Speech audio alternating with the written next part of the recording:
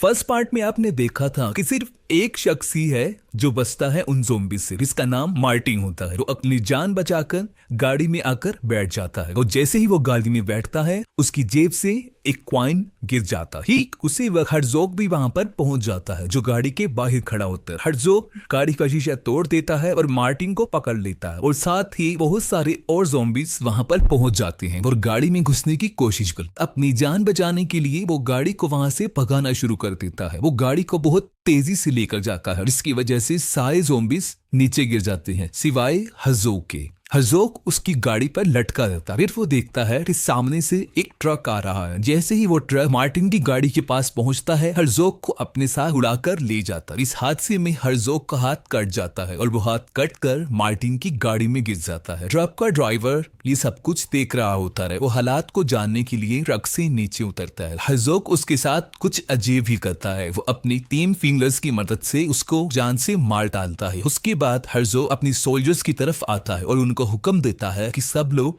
आबादी की तरफ चले और दूसरी तरफ दिखाते हैं मार्टिन जो गाड़ी को बहुत तेज ड्राइव कर रहा होता है और इस दौरान उसे गनौदगी का एहसास होता है। उसे नींद के झोंके आने लगती हैं जिसकी वजह से गाड़ी उससे बेकाबू हो जाती है और क्रैश हो जाती है। उसके बाद वो बेहोश हो जाता है और जब वो होश में आता है तो वो देखता है कि अब वो हॉस्पिटल। उसके बाद मार्टिन के पास कुछ पुलिस वाले अपने इन्वेस्टिगेशन के लिए आ जाए, उससे वो सवालात करना शुरू कर दे। मार्टिन उन सारी बातों का जवाब देता है लेकिन पुलिस वाले उसकी एक भी बात का यकीन नहीं करते। और मार्टिन के साथ बैड लक ये होती है कि उन सब लोगों के मर्डर का जुर्म वो मार्टिन पर डाल देते और सारा इल्जाम मार्टिन पर आ जाता है। उसके बाद इस डॉक्टर ने उसका ऑपरेशन किया था उसके पास आता है और कहता है कि मैं तुम्हें एक गुड न्यूज सुनाता हूं। वो ये है कि तुम्हारा हाथ कट चुका था लेकिन खुशकिस्मती ये थी कि वो हमें तुम्हारी गाड़ी में मिल गए, जिसको हमने तुम्हारे बाजू के साथ जोड़ दिया है। ये सुनकर मार्टिन अपने हाथ की तरफ देखता है। अब उसे पता चलता है कि वो उसका हाथ नहीं है बल्कि वो हर्ज़ोग का हाथ। ये देखकर तो उन डॉक्टर्स को बताता है ये उसका हाथ नहीं है और जैसे ही बात वो कर रहा होता है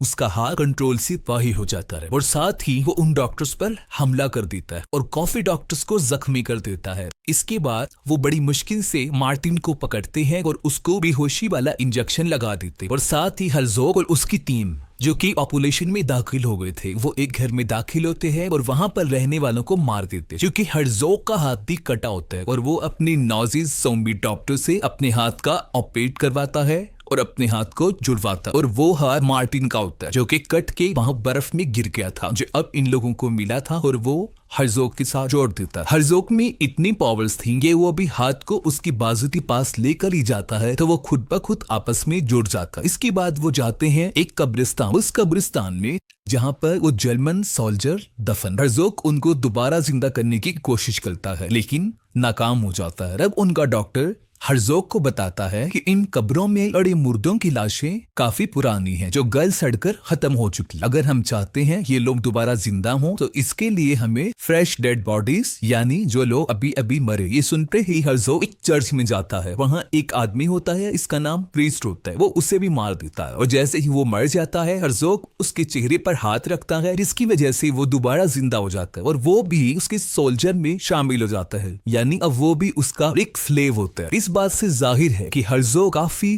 पावर्स का मालिक था। मार्टिन को हम देखते हैं जो हॉस्पिटल के बेड पर होता है और उसको बेड से काफी टाइट बांधा होता है। उसके साथ बाहर एक पुलिस वाला भी होता है, वो सो रहा होता है। ठीक उसी वहां पर एक बच्चा आता है जिसका नाम बॉबी होता है। वो दरअसल अमेरिकन ट्रैवलर होता है। वो देखता है पुलिस वाला सो रहा है, इस बात का फायदा उठाते हुए वो मार्टिन के रूम में चला जाता है। वहां उसकी नजर उस ज़ॉम्बी के हाथ पर पड़ती है जो कि उसको काफी अच्छा लगता है। वो उस हैंड की पिक्चर को खींचता है और उस पिक्चर को ज़ॉम्बीज हंटर जिन्हें ज़ॉम्बी स्क्वाड भी कहा जाता है यानी जो ज़ॉम्बीज का शिकार करते हैं उनको सेंड कर देता है। उन ज़ॉम्बी स्क्वाड का ताल्लुक अमेरिका से था जिनका प्रोफेशन ही ज़ॉम्बीज का शिकार करना था। मार्टिन उस बच्चे को किसी किस्म का लालच देता है, उसे बांधा होता है और वो उससे आजाद हो जाता है। वो बाहर आकर देखता है कि पुलिस वाला है इसलिए वो वहां से भाग नहीं सकता। उसके बाद हर्ज़ोग का हाथ एक अजीब काम करता है, उस बच्ची बॉबी को उठाकर विंडो से बाहर फेंक देता है। ये देखकर मार्टिन भी उसके पीछे जाता है और बच्चे को जाकर देखता है लेकिन बच्चा भी होश होता है। वो उसे होश मिलाने की कोशिश करता है, उसकी चेस्ट को प्रेस करता है लेकिन वो इतना ज्यादा प्रेस करता है कि उसकी सारी चेस्ट क्रैश हो जाती है और हड्डियां टूट जाती हैं। ये सब कुछ उस हार्ट की वजह से हुआ था क्योंकि वो काफी पावरफुल था। ये सब कुछ वो पुलिस वाला उस खिड़की से देख रहा होता है और उसका शक यकीन में बदल जाता है कि बॉबी को मार्टिन ने मार दिया है। इसका अंदाजा सही भी था। मार्टिन वहां से भाग जाता और पुलिस वाला भी उसके पीछे पीछे भाग जाता, लेकिन उसके हाथ में यहाँ पर एक और उल्टा काम कर दिया था। वो ये था कि वहां पर काफी सारी गाड़ियां खड़ी हुई थी। मार्टिन एक मर्सिडीज के पास जाता है, वो एक गाड़ी का लोगो टाइप उतारता है और उस पुलिस वाले की तरफ फेंकता है और वो लोगो टाइप पुलिस वाले के सर में जाकर लगता है, जो कि बुरी तरह खुब जाता है, जिससे वो शदीद जख्मी हो जाता है। उसके बाद वो हाथ एक गाड़ी का शीशा खुद तोड़ देता है, गियर लगाता है और गाड़ी को स्टार्ट करके वहां से भाग जाता है। लेकिन मार्टिन दी गाड़ी के अंदर होता है, उसके पास बॉबी का फोन रह जाता है, जिस पर ज़ॉम्बी स्क्वाड कॉल करते हैं। मार्टिन उन ज़ॉम्बीज हंटर से बात करता है और उन ज़ॉम्बीज की सारी कहानी उनको बता देता है। इसके जवाब में वो लोग मार्टिन को कहते हैं कि हम लोग उसकी मदद करने नॉर्वे से आ रहे हैं। कब तक तुम इस बात का पता लगाओ कि उन ज़ॉम्बीज का मकसद क्या है, कि इस सब बर्बादी के पीछे वो क्या चाहते हैं। उन ज़ॉम्बीज हंटर का लीडर डैनियल होता है, इसके साथ उसकी 2 असिस्टेंट्स होती है जिनका नाम मोनिका और ब्लेक होम होता है। वो दोनों नर्स होती। इन लोगों को देखने के बाद यहाँ पर एक बात तो तय थी कि अब मार्टिन का बचना मुमकिन नहीं। उसके बाद थोड़ी ही देर में वो लोग नॉर्वे पहुंच जाते हैं और मार्टिन की लोकेशन का पता चल जाता है। वो उसके पास जाने का फैसला करते हैं, लेकिन उससे पहले वो कुछ असला खरीदते हैं ताकि उन ज़ॉम्बीज से लड़ा जा सके और वो हथियार उन ज़ॉम्बीज को मारने में उनके काम। उसके बाद हम देखते हैं कि मार्टिन वर्ल्ड वार 2 के म्यूजियम में जाता है। वहां पर एक आदमी होता है जो कि उस जगह का क्लर्क होता है और वो उस क्लर्क से हर्ज़ोग के बारे में पूछता है। मार्टिन काफी देर उससे पूछता रहता है, लेकिन वो क्लर्क उसे कोई जवाब नहीं देता। जब वो प्यासी नहीं मानता तो मार्टिन अपने हाथ की मदद लेता। उसके बाद वो क्लर्क हर्ज़ोग के बारे में बताने पर राजी हो जाता है। वो सबसे पहले हर्ज़ोग की हिस्ट्री सुनाता है। उस हिस्ट्री पर सुनने के बाद उसको पता चलता है कि हिटलर, जो कि उन ज़ॉम्बीज का सरदार था, उसने हर्ज़ोग को एक टास्क दिया था। उस टास्क में उसने एक गाँव को खत्म करना था जिसका नाम टेलविक होता है, लेकिन वो लोग टेलविक में जाते उससे पहले ही ऑक्सफोर्ड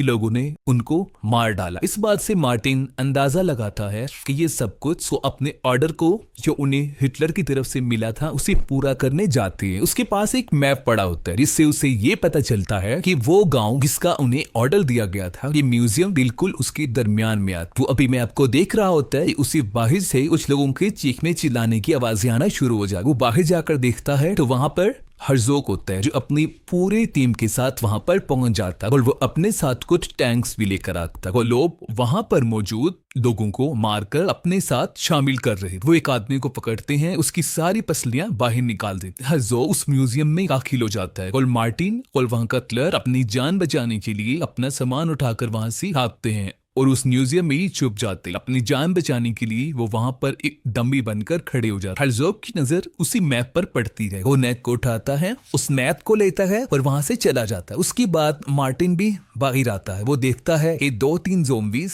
बाहर फिर रहे हैं। यहाँ पर वो अपने हाथ का इस्तेमाल करता है और एक एक करके बड़ी आसानी से वो सबको मार देता है। इस दौरान उसका एक हाथ उसी आदमी पर लग जाता है जो मरा होता है और वो फिर जिंदा हो जाता है। ये देखकर मार्टिन काफी डर जाता है और वो उसे फिर से मार देता है। यहाँ पर उसको पता चल जाता है कि अब वो भी काफी पावर्स का मालिक है, कि अब वो भी मुर्दों को जिंदा कर सकता है। और ये सोचते हुए वो उस आदमी को फिर से जिंदा करता है। ठीक उसी वक्त एक कुल्हाड़ी आती है और उस आदमी के सर पर लग जाती है, जिससे वो मर जाता है। और ये कुल्हाड़ी किसी और ने नहीं बल्कि ज़ॉम्बी हंटर डैनियल ने मारी और उसके बाद वो उसकी पिक्चर बना लेता है। ये देखकर मार्टिन बुश नहीं होता कि उसकी उम्मीदें काफी बड़ी थी। उसके बाद मार्टिन अपने हाथ की पावर दिखाता है और दोबारा उस आदमी को जिंदा करता है। ये देखकर डैनियल उसको कहता है कि तुम अपनी एक आर्मी बनाओ और साथ ही वो ये भी बताता है कि कुछ रशियन सोल्जर्स को हर्ज़ोग ने मरवा दिया था जिनकी लाशें बर्फीले इलाकों में दफन है। वो मार्टिन को कहता है कि तुम उनकी डेड बॉडीज को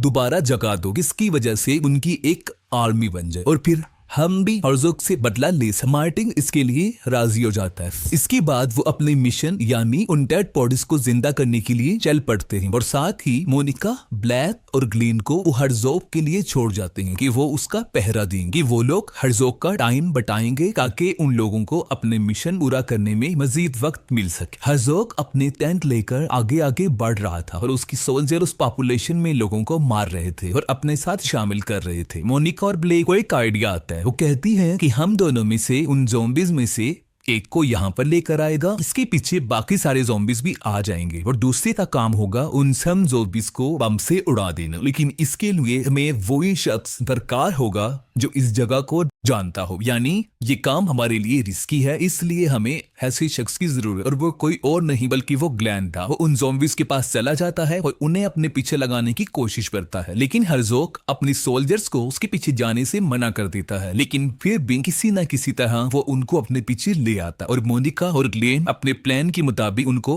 उड़ा देती है। ये सब करके वो तीनों काफी खुश हो जाते हैं क्योंकि उनका प्लान सक्सेसफुल हो जाता है। इसके बाद हर्ज़ोग अपना बदला लेता है। वो अपना टैंक उन तीनों की तरफ करता है और फायर करना शुरू करता है। वो काफी मरतबा गन उनकी तरफ करके शूट करता है। वो आगे की तरफ बढ़ता जाता है और वो सोचता है कि वो लोग मर चुके हैं। दूसरी तरफ हम देखते हैं कि डैनियल की कार वहां पर फंस जाती है। अब उनको कार निकालना थी, जिसकी वजह से उन्हें टायर को मदद देनी थी और उसके नीचे कुछ रखना था। यहाँ पर उन्हें ख्याल आता है कि वो जो चीज वहां पर रखेंगे वो वही ज़ॉम्बी होगा। अगर अपनी सोच के मुताबिक वो उसको वहां पर रखते हैं और उनकी कार आगे की तरफ मूव करना शुरू कर देती है। उसके बाद वो लोग वहां पर पहुंच जाते हैं जहां पर वो रशियन डेड बॉडीज दफन थी। उसके बाद वो हाथ अपना काम करना शुरू करता है और एक एक करके सारे रशियंस बाहर आ जाते। साथ में मार्टिन को इस बात का भी डर हो रहा था कि अगर उन रशियन बॉडीज ने उसकी बात ना मानी तो वो क्या करे। एक रशियन कमांडर उठता है, वो मार्टिन के पास आता है, जिसको देखकर मार्टिन डर जाता है और डर से कांपना शुरू हो जाता है क्योंकि वो कोई आम शख्स नहीं था बल्कि काफी लंबा और चौड़ा जो उस वक्त में एक शैतान था। लेकिन ये देखकर मार्टिन को काफी तसल्ली हो गई, वो लोग उसे अपना लीडर समझ रहे। हर्ज़ोग अपनी टीम के साथ आगे बढ़ रहा होता है और सुबह हो जाती है। उसके बाद उसके सामने आता है मार्टा, उसके साथ रशियन ज़ॉम्बीज की एक पूरी टीम थी। हर्ज़ोग काफी हैरान हो जाता है क्योंकि मार्टिन के साथ वो इतनी बड़ी फौज देखता है रशियन आर्मी। वो ये देख रहा होता है और साथ मार्टिन अपना वो हाथ भी दिखाता है जो कि हर्ज़ोग का।